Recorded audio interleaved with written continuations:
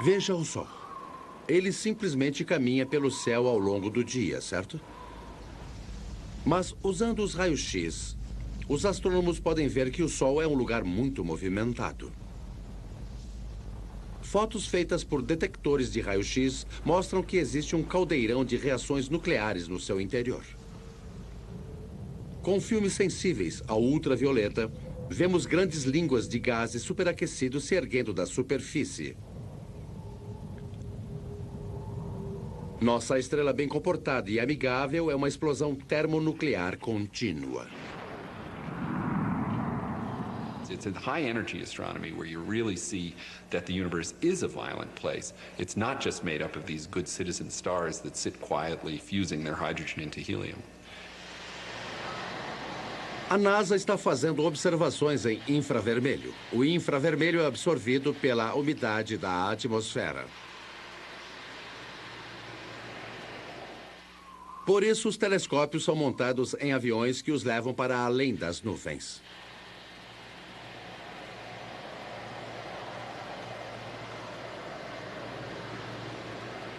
Just like fog lights on your car will enable you to see deeper.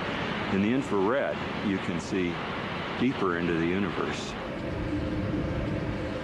We warm human bodies shine in the infrared.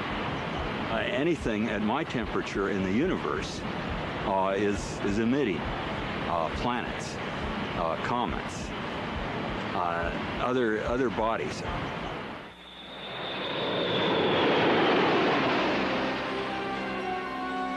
As regiões do universo com estrelas em formação estiveram sempre escondidas por trás de nuvens de poeira. Até que a astronomia em infravermelho nos abriu o caminho.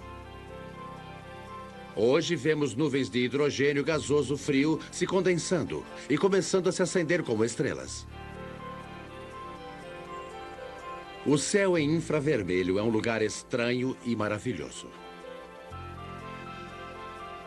Uma vez que tenhamos aprendido onde olhar, podemos invadir esses berçários estelares e bater algumas fotos dos bebês. Esta é a visão que o Hubble tem da nebulosa da Águia. Os pontos brilhantes na beirada daqueles monstruosos pilares gasosos são sóis recém-nascidos.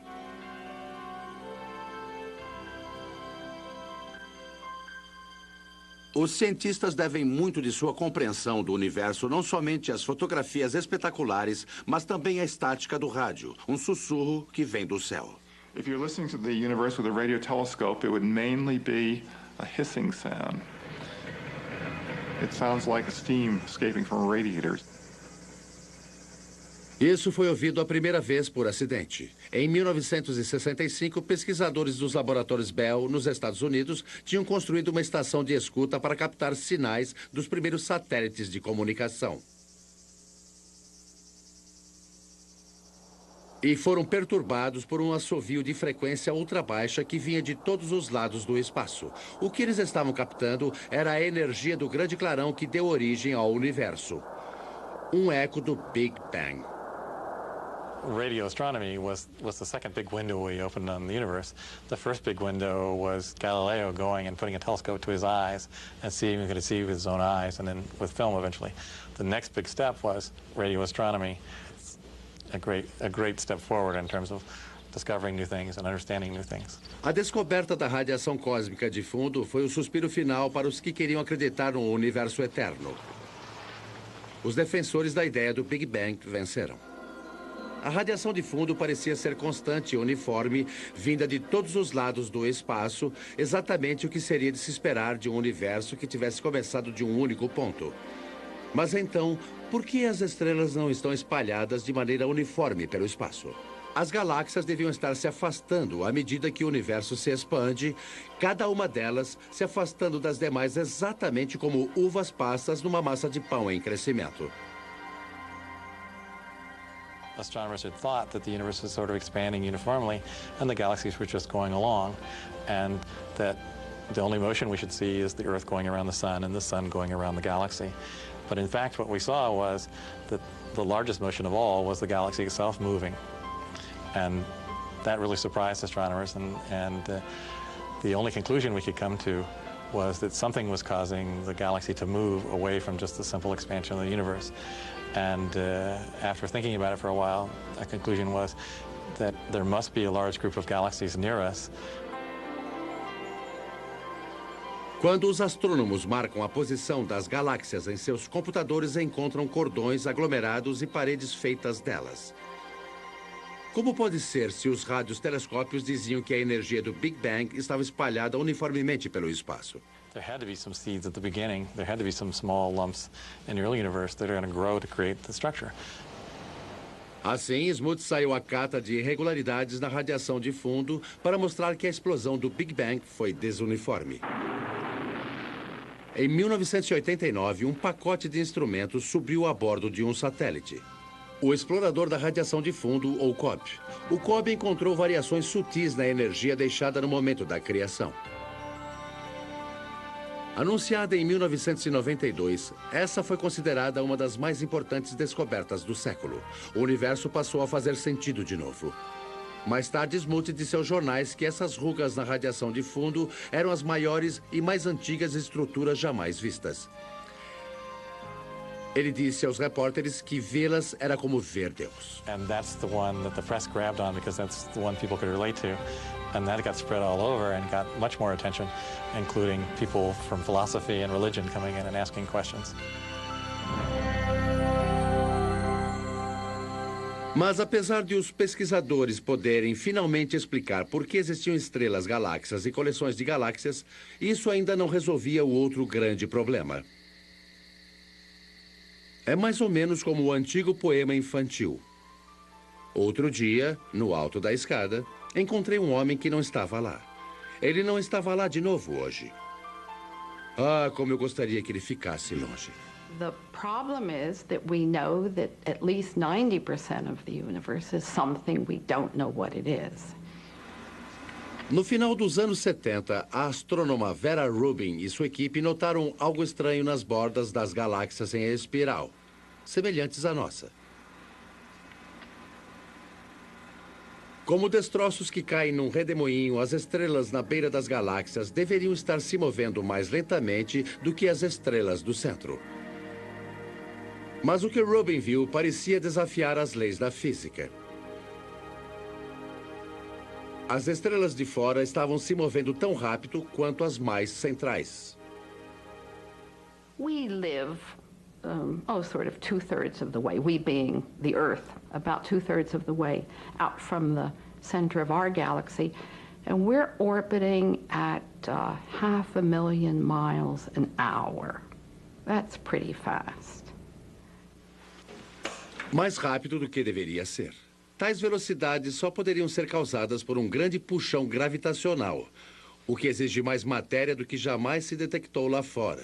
Muito mais. It was a shock to learn that when we were studying the universe, we really weren't studying the universe. We were studying just the 5 or 10% of it that was luminous. So it's like, I don't know, trying to study the Earth and just looking at Pennsylvania. Todas as coisas observadas no universo, os planetas, as estrelas, as galáxias, os aglomerados de galáxias, constituem apenas 10% do universo, talvez menos. As primeiras tentativas de rastrear a matéria perdida falharam. Esses 90% de matéria invisível são chamados de matéria escura. Mas ninguém sabe do que se trata. Talvez estrelas mortas, escuras. Ou algum tipo de sujeira cósmica. Ou ainda uma porção de coisas extremamente pequenas enchendo o espaço.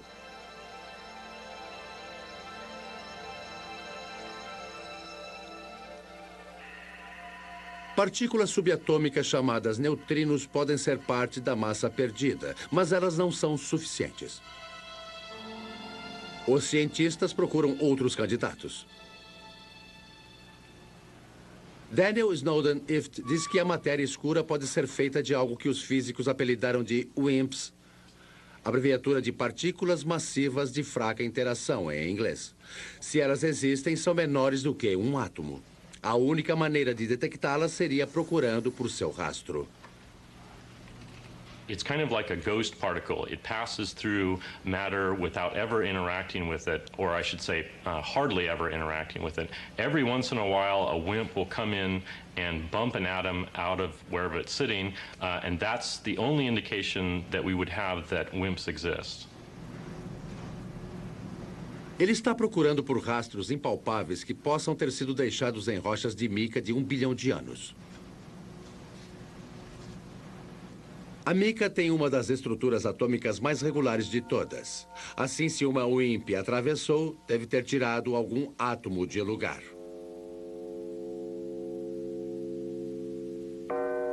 What we're looking for is the WIMP to come in, bump one of the atoms in the mica, and that recoiling atom then produces a chemical change within the mica. Em sua busca pelas WIMPs, ele lasca amostras sem fim de mica e as banha em ácido clorídrico.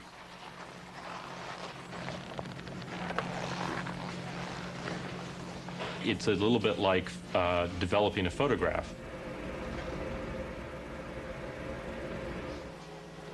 A mica gravada vai para um supermicroscópio que amplia a imagem 50 milhões de vezes. A mica pode ser o lugar perfeito para se encontrar as pistas da matéria perdida. Infelizmente, até hoje, Daniel Snowden Ift não topou com nenhuma WIMP. Pesquisadores surpreenderam os astrônomos em 1996 ao anunciar que tinham achado a matéria escura, ou pelo menos parte dela. Eles tinham captado ondulações no brilho de algumas estrelas causadas por outras estrelas anãs apagadas demais para serem vistas. Uma auréola desses objetos em torno das galáxias poderia constituir a parte que falta do universo. Os astrônomos chamaram essas estrelas pequenas e densas de machos. Abreviatura em inglês de objetos massivos e compactos do halo. A pesquisa para confirmar a misteriosa fonte da força de gravidade continua. I would like to think that in 10 years we know what the dark matter is, but I wouldn't bet very much money on it. But advances usually come in very surprising ways.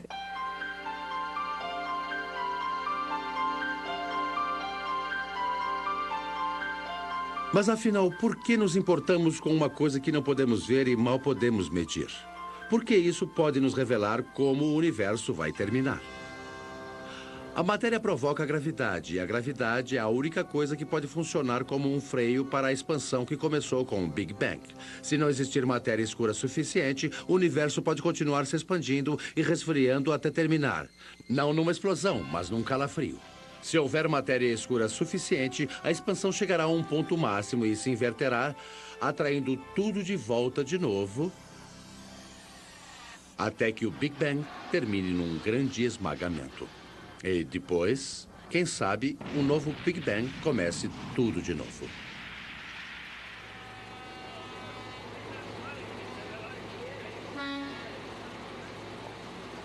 Albert Einstein, entre outras coisas, revolucionou o modo como entendemos a boa e velha gravidade.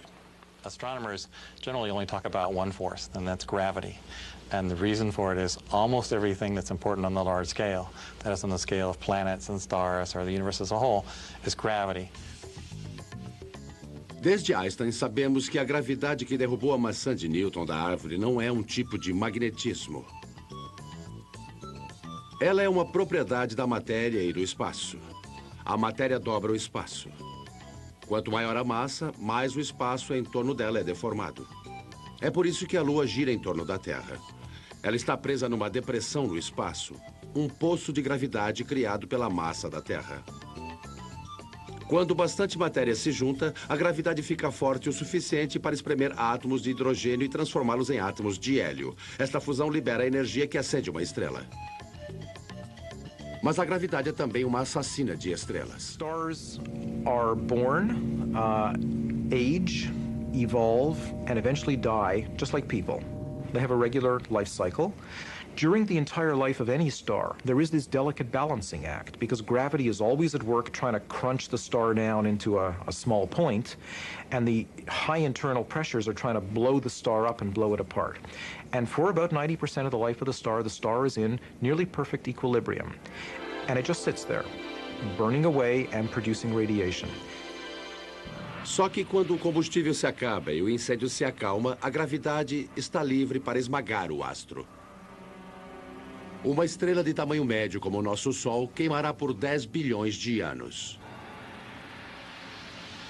Aí então, num tipo de espasmo cósmico, ela se inchará e engolirá os planetas mais próximos, antes de desmoronar e se transformar numa anã branca. Uma estrela com 2 vezes a massa do Sol desmoronaria de um modo ainda mais violento. Terminaria como um corpo superdenso do tamanho da cidade de Nova York, uma estrela de nêutrons. Uma colher de chá da matéria de uma estrela de nêutrons pesaria 100 milhões de toneladas. Mas o que acontece com uma estrela maior quando seu fogo morre? Digamos, uma estrela 50 vezes maior que o Sol. Ela pode explodir como uma supernova, deixando uma estrela de nêutrons em seu lugar. Aí ela continuaria encolhendo até restar apenas um ponto infinitamente pequeno, com uma gravidade tão poderosa que nem mesmo a luz pode escapar. Um buraco negro. The analogy that we have to space being stretched by the material is you have a rubber sheet and you put a ball on it and it causes a dent. Put a heavier ball, it'll cause a deeper dent. If you put a heavy enough ball, it'll just tear through the rubber sheet altogether. If you force too much matter into a limited amount of space, it'll just tear space like tearing the rubber sheet. Tudo bem se você está pensando que os buracos negros são algum truque excêntrico da ciência. Uma estrela infinitamente pequena e invisível desafia o senso comum. É o que acontece quando você olha para o universo através de cálculos matemáticos. Mas lá fora, no deserto do Novo México, os astrônomos descobriram que os buracos negros existem além das equações. 27 gigantescas antenas de rádio, cada uma com 24 metros de diâmetro, estão instaladas ao longo de 21 quilômetros para formar um único e imenso radiotelescópio. Eles chamam este enorme conjunto de antenas de VLA, sigla para Conjunto Muito Grande de Antenas, em inglês. James Moran é um dos primeiros radioastrônomos do mundo. The VLA has had a tremendous impact over the last 15 years. It's very important because it has tremendous versatility. You know, this technique of radio interferometers was developed after World War II, but this is the first really big array. Dust obscures light rays, but this instrument can penetrate that dust because radio waves go right through the dust, and we can see down to the core of things that can't be seen in optical astronomy, for example. Acontece que um buraco negro pode criar sinais de rádio enquanto suga a matéria. Os sinais aparecem como feixes de micro-ondas, um laser de micro-ondas ou maser. Why you would find a maser in a black hole is a complete mystery. I don't think anybody would ever have predicted this. What we have found is that there's actually a very light molecular cloud in a disc shape. My friends refer to it as the maser frisbee. We didn't go looking there hoping to find something coming out of a very compact region around the black hole. It just plopped onto our computer printouts. Um buraco negro pode atrair poeira e gás da sua vizinhança para um disco rodopiante de moléculas. Essas moléculas liberam grandes rajadas de energia em rádio à medida que são sugadas. Parece haver buracos negros que não são feitos de uma estrela só, mas de aglomerados estelares inteiros, com massa 100 milhões de vezes maior que a do Sol. Esses monstros, ainda que infinitamente pequenos, são capazes de engolir outras estrelas. Mas para onde vai toda a matéria que cai num buraco negro? Escapa do universo? Possivelmente. Ou pode ser que ela brote em algum outro lugar do espaço. Com perdão pela metáfora indelicada, podem existir buracos brancos regurgitando matéria que foi engolida por buracos negros em outra parte do universo. Buracos de minhoca no tecido do espaço-tempo que levariam você de um ponto a outro sem cruzar o espaço entre eles. Ou ela pode ir para outro universo inteiramente diferente.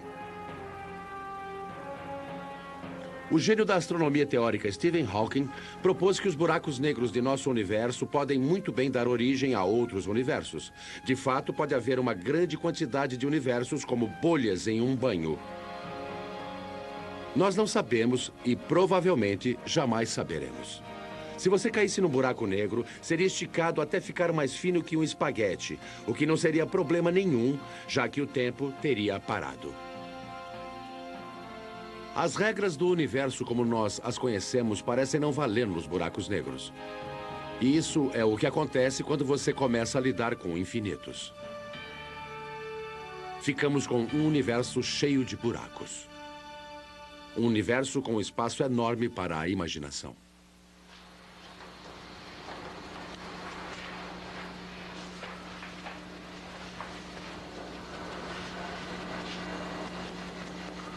Dos estúdios da Paramount Pictures, um dos maiores sucessos da história da televisão, a quarta série de Jornada nas Estrelas.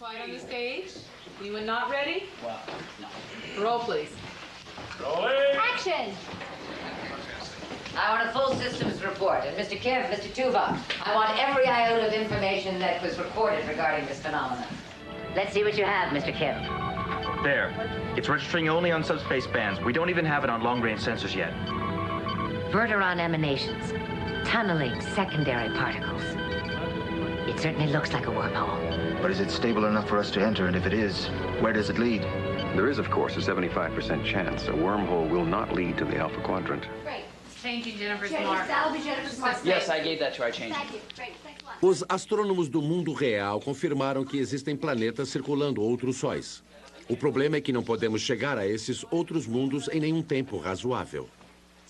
Os físicos do século XX dizem não poder construir nada que viaje mais rápido do que a luz. Mas isso seria lento demais para uma operação do século 24 como a Jornada nas Estrelas. The dramatic need of a television series called Star Trek is that we need to travel to a different planet every week. So Gene Roddenberry said, well, okay, we're going to have something that he called warp drive, which somehow warped space and let us travel through subspace. How does this work? We don't know. But nevertheless, we see it work every week, and hopefully the audience buys it. Muitos cientistas adoram esta série e escreveram livros mostrando como a física da Jornada nas Estrelas poderia funcionar.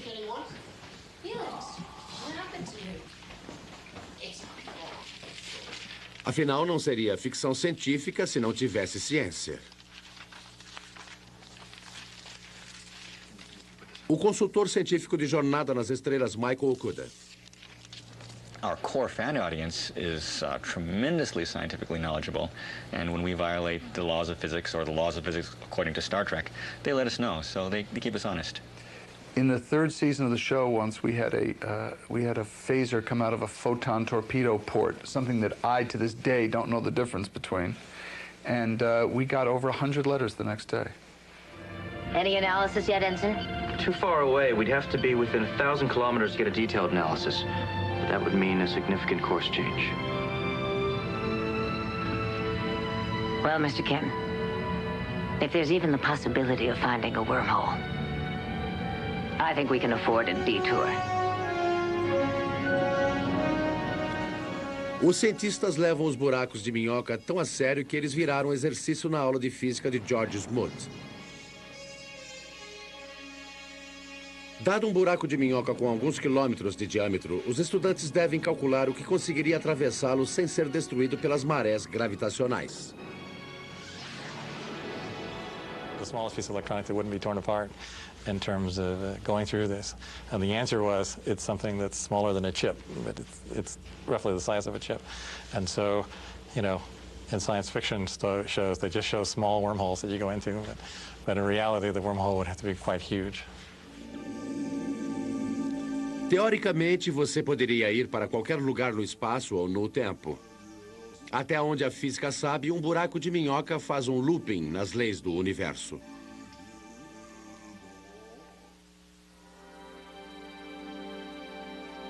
Assim, restam questões. Por que algumas estrelas parecem ser mais velhas do que o universo?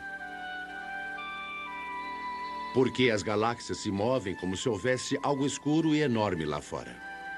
We're not making people live 200 years. We're not doubling the gross national product. What we are doing is enriching everybody's lives by trying to answer some of the questions that I think everybody's interested in. São algumas das questões mais antigas, perguntas das crianças. De onde nós viemos? Para onde vamos?